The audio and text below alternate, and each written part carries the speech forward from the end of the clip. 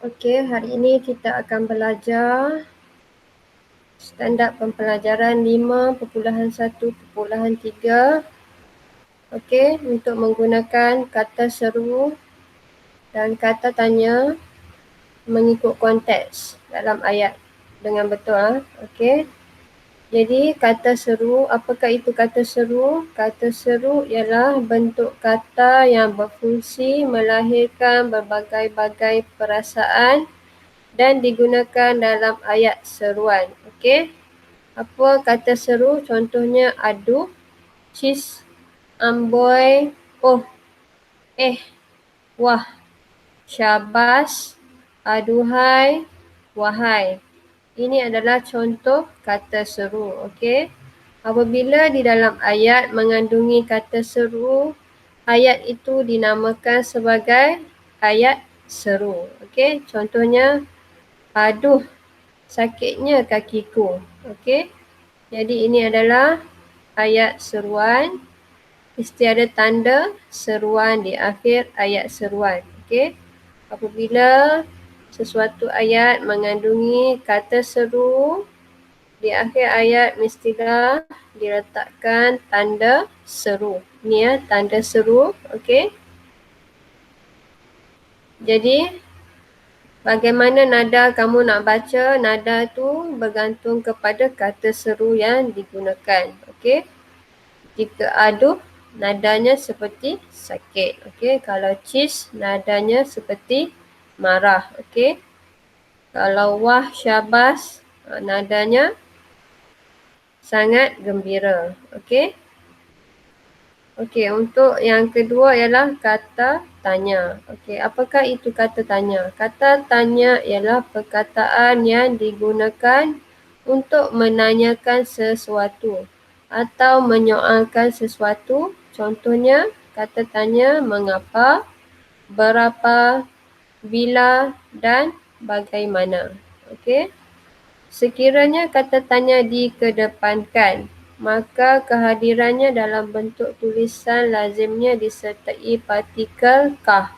Okey, partikel kah. Apa contohnya? Berapakah? Okey. Kata tanya berapa berada di hadapan ayat, jadi mestilah kamu sertai dengan partikel kah. Okey. Jika di belakang ayat, tak perlu. Okey. Berapakah harga barang itu? Okey. Di akhir ayat tanya mestilah ada tanda soal ataupun tanda tanya. Okey. Ada kata tanya di dalam ayat. Ini namanya ayat tanya. Okey. Jadi di akhir ayat tanya mestilah mengandungi tanda soal, tanda tanya. Okey. Okey, ini kata tanya berada di hadapan, jadi mestilah disertai dengan partikel kah. Bagaimana pula jika kata tanya berada di akhir ayat? Okey, cuba tukar ayat ini ke belakang kan perkataan kata tanya ini. Jadi apa ayatnya? Harga barang itu berapa? Okey. Harga barang itu berapa? Okey, jadi tak ada lagi partikel kah di sini. Okey, boleh ingat jika di hadapan mestilah ada partikel kah. Jika kata tanya di belakang, tak ada lagi partikel kah, hanya mengandungi kata tanya sahaja. Okey. Okey, sekarang kita cuba tengok aktiviti yang pertama. Kenal pasti kata seru dan kata tanya dalam teks. Okey, ini teks mengenai Malim Gunung Wira Penyelamat. Okey, apa itu Malim Gunung? Malim Gunung ialah orang yang menunjukkan jalan untuk mendaki gunung. Okey. Okey, jadi bagaimana nak kenal pasti kata seru? Kamu tengok tanda seru. Bagaimana nak kenal pasti kata tanya? Kamu tengok ada tanda soal ataupun tanda tanya. Okey. Okey, jadi tengok teks sini. Nanti kamu baca, kamu cuba buat ya. Sekarang cikgu bincangkan sedikit. Okey, di sini kamu tengok ada tanda soal. Okey. Sudah berapa lamakah Encik menjadi malim gunung? Okey, ada tanda soal. Jadi kata seru di sini ialah berapa lamakah. Okey, berapakah. Okey. Jika ada perkataan lama, jadi berapa lamakah. Okey, ini adalah kata apa? Kata tanya. Okey. Wah lamanya. Okey, ini tanda seru. Jadi wah ini ialah kata seru. Okey. Mengapakah Encik memilih kerjaya ini? Ada tanda soal. Jadi kata soal, kata tanya ialah mengapakah. Okey, mengapakah. Okey, oh begitu, ada tanda seru. Jadi ini oh. Oh ialah kata seru. Apakah ciri-ciri malim gunung yang cekap?